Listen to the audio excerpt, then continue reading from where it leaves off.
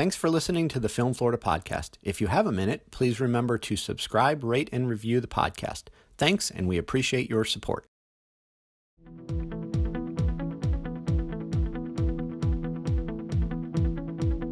Welcome to the Film Florida podcast. My name is John Lux, and I'm the Executive Director of Film Florida. Today, our guest is Kevin O'Brien.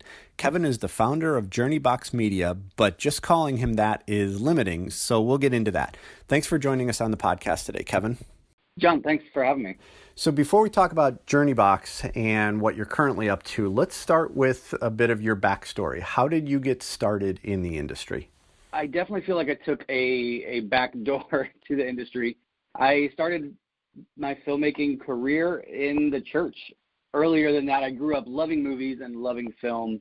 Where I grew up in like a rural county in Virginia, movies were like this magical thing that happened in a far off place and showed up on our TV. So I didn't even realize that was a career option, really. And it wasn't until I was the creative director at a church in my 20s, and we use as part of our weekly gatherings, we would use a lot of original creative content. So, a lot of original music or just performances or live dramatic performances or a lot of original short films. And it was in creating those short films that I really discovered my love for filmmaking and the entire process and writing and shooting and producing and really just seeing the response of the audience. It was a great learning experience and almost like my film school. I felt like it was a safe place to make mistakes in my filmmaking, and the bar wasn't very high, and they were very forgiving people. So when I would make mistakes, a lot of people didn't even notice them, and it just helped me hone my craft. So yeah, that's really how I got started and discovered my love for it. Not until like late 20s, early 30s. And what brought you to Florida then? Well, I came to Florida to attend Southeastern University. I went to school to be a youth pastor in church ministry, and Southeastern University is here in Lakeland. And since we came here, I didn't have plans of staying in Florida, but we built a community and friends and quickly became family, and this quickly became home. So that's what brought me to Florida and why I stayed. Went to school to be a youth pastor and then realized quickly that was not the career choice for me. As I got older, I did not like hanging out with teenagers as much. And really the whole sense of what church world and working in a church kind of was, and that didn't spark my curiosity or, that didn't inspire me as much anymore. So the filmmaking was definitely a really nice transition for me to still be able to make content for that, which is what we'll get into with JourneyBox. But yeah, but still be able to have that's where I found that creativity was really ultimately what I found a passion in. It's making things for people to experience. So let's talk about JourneyBox Media. How do you describe the company and what it is that you guys do? Yeah, well, JourneyBox Media is we create short films that move people to live better stories. We have an online library, which is our main source of income, over 125 short films where speakers and communicators and pastors can search for a video that would set up their talk or their sermon in a compelling way, and they purchase it online, download it, and then show it before they speak. And it's a way to capture the imagination and the attention of their audience. And I decided to launch JourneyBox while I was on staff at a church as a creative director. We would be looking for content, looking for interesting ways to engage the congregation, and most of the content that was out there was not that engaging or was super corny or didn't exemplify faith in the way that we wanted to. It was seemed to be very formulaic and very like A plus B equals C, and we were much more interested, and I was much more interested in kind of asking a question as opposed to answering a question in a short clip. So that's why I started JourneyBox. I saw the need, and I saw the opportunity there. There are a couple of websites that are basically distributors of this content, and pastors have gone to those places for years. So I was able to start this online company by uploading to them and slowly building our library and kind of make a name for JourneyBox pretty quickly because my style is very cinematic and focusing on emotions and empathy and helping people address questions they didn't typically feel safe to ask in a lot of religious environments. So I'm very grateful that within 2 or 3 years that was able to be our family's sole income was just JourneyBox Media. And I think that's because that little micro industry of church media had already kind of been set up, and we were able to just come in with a fresh voice. Stuff isn't, it's mainly aimed at churches, but it's not very churchy. So that's how I describe it. But more recently now, you're putting yourself out there more for commercial work as a writer-director. So what caused you to want to make this transition? Well, very practically, it comes from a point of when you self-produce all of this content, when you fund it and produce it yourself and then have to sell it as a product afterwards, that's a risky situation. That's a risk that you're taking on every single project that you do, even though our budgets were really small and we worked from the beginning to, a lot of times I was definitely starting out, I was a kind of a one-man person. I would write, shoot, direct, light, I would do everything, edit, all the post-production, all of that. And then as we grew, that expanded a little bit and I'd bring on a DP and some PAs or grips, and that made the process much better for me as a filmmaker, but the cost of doing that was, is always a risk. So right. Very practically, I would love to make things that I don't have to sell right away, that I can get paid for as I'm doing the work.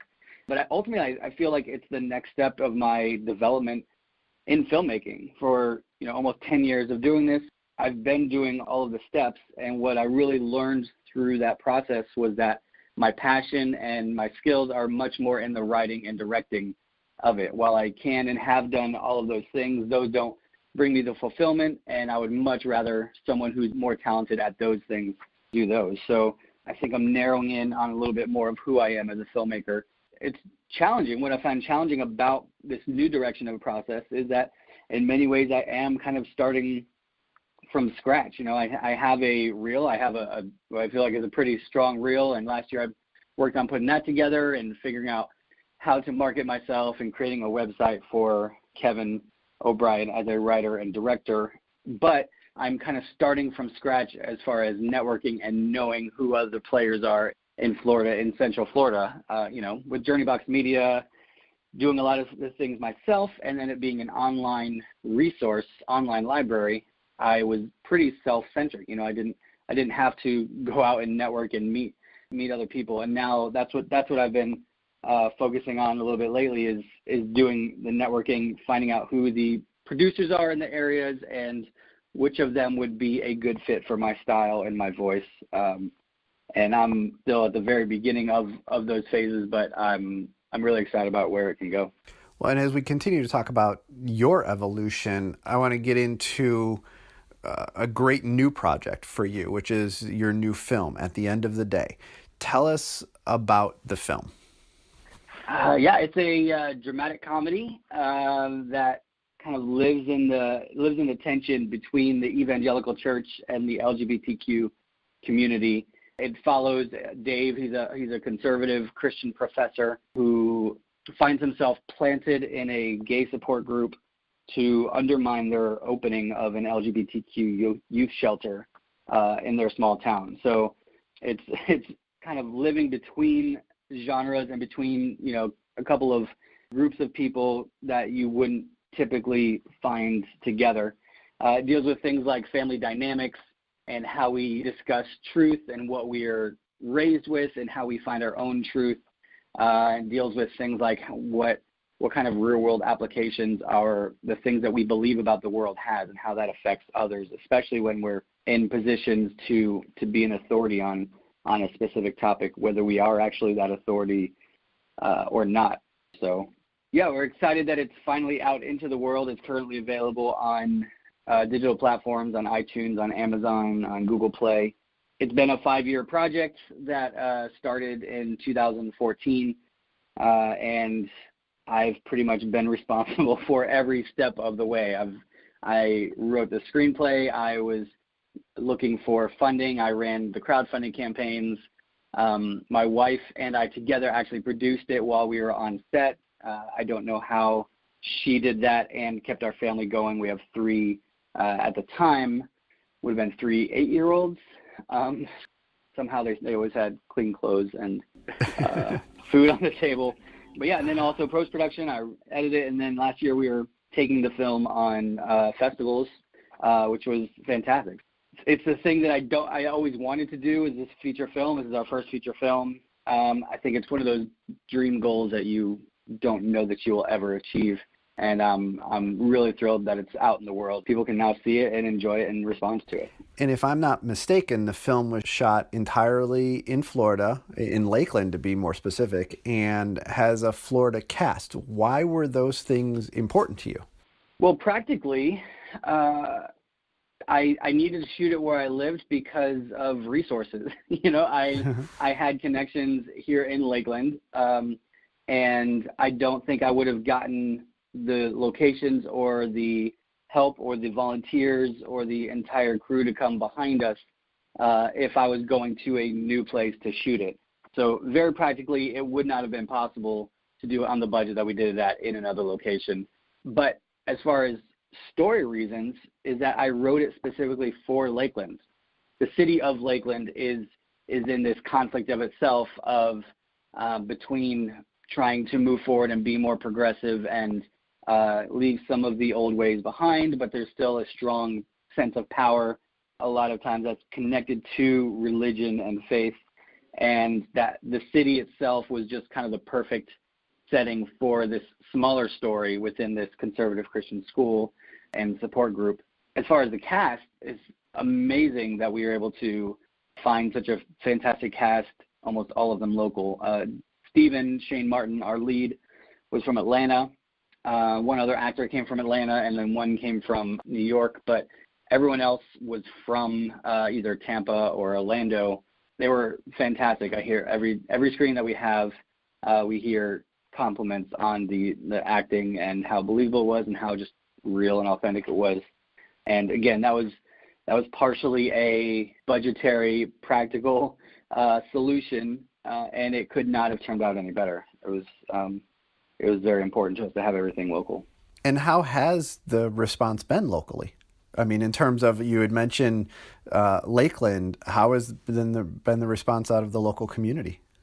Well, that's been fantastic. Again, from the beginning, from people supporting us through donating locations, even donating locations for the auditions and that whole process, and our casting calls to locations for actually shooting. And one of our main locations is this 1904 house, this 3-story Victorian house that's absolutely beautiful. It's the oldest home in Lakeland, and the gentleman and his husband that owned that house, they've lived there for 20 years. They let us take over it for 6 days.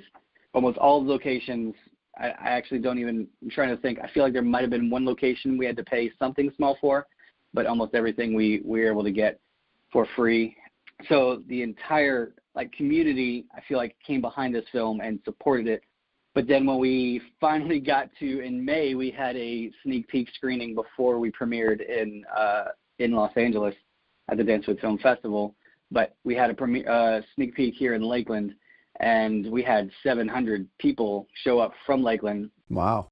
Filled the Polk Theater. And that night was incredibly magical. I don't think I'll ever have another audience response to that. They loved it. They were so vocal. You could hear, I mean, it was very loud laughing and very silent in the moving parts and the more emotional parts, and it was received so very well. That's specifically in Lakeland. A few of the festivals that we played at have been Central Florida as well. We played at the Tampa International Gay and Lesbian Film Festival, where we won an Audience Choice Award, which is, I feel like, the most important award. Sure, what critics think of it is one thing, and that's a thing that I'm learning as well, like reading reviews and hearing how critics respond to it and the different things that they point out, and everyone sees something differently, or how the audience responds to it. And our audiences so far have fallen in love with it and are saying incredibly kind things about the film. And then we also played the Orlando Film Festival. Yeah, we were nominated for like seven awards. It's been received really well here in Florida. So you mentioned you've done a couple screenings and a couple film festivals throughout Central Florida and some other places, and the film, like you said, is available online. But what's next for the film? What's the longer term plan? Well, part of why I wanted to make this film about this topic was that it would be a conversation starter for the long term. This tension between the LGBTQ community and the evangelical church, I don't think that's going to be resolved anytime soon, unfortunately. I wrote it so that it could help people ask questions that they aren't able to ask and kind of work through some of their own prejudices. It is specifically about that conflict, that tension, but on a grander scale, it's just about valuing other people's lived experiences. So even if you don't have a specific connection to the church LGBTQ conflict, we've had people who have seen it say that they connected through it by being, a person of color and feeling like an outsider. So it's a much bigger story than that. So I hope it adds to that conversation that's already been happening for a long time. We also have screenings being able to set up through a company called Tug, where churches or support groups or universities can host screenings and hold conversations about what it means to listen to other people and work through our differences in a loving or in a kind way. So those screenings I certainly hope to continue. Our most recent one was over in Valencia College, and that was a beautiful time of conversation afterwards. So the film really just does a good job of getting people in a position to express and to be able to feel safe to say how they've felt or how they've treated others and how we can work together for that. We're here domestically, we're self-distributing it, and we have an international sales agent, so hoping that it gets to multiple other, cities or countries throughout the world, and ultimately would love to have it land, be purchased by some sort of streaming company or distributor. And that's all a matter of if we're able to connect with the audience the way that we have through the film festivals and building that audience, is that something that can live somewhere else? So I certainly hope we can get there. And remind people again where they can go to see the film right now. Yeah, so now you can go to Amazon, iTunes, or Google Play. That's where it's available right now. It will at some point be available online at our website for DVD or Blu-ray purchases. You can find that at endofthedayfilm.com. That's it for this episode of the Film Florida podcast. Thanks to Kevin O'Brien for joining us, and thank you for listening. To learn more about Journey Box Media, visit journeyboxmedia.com. Check out Kevin's personal website at imkevinob.com. And for more information about At the End of the Day, visit endofthedayfilm.com. That's endofthedayfilm.com. For more information about Film Florida, go to filmflorida.org or visit our social media pages on Facebook, Twitter, Instagram, and LinkedIn. And please don't forget to subscribe, rate, and review the podcast.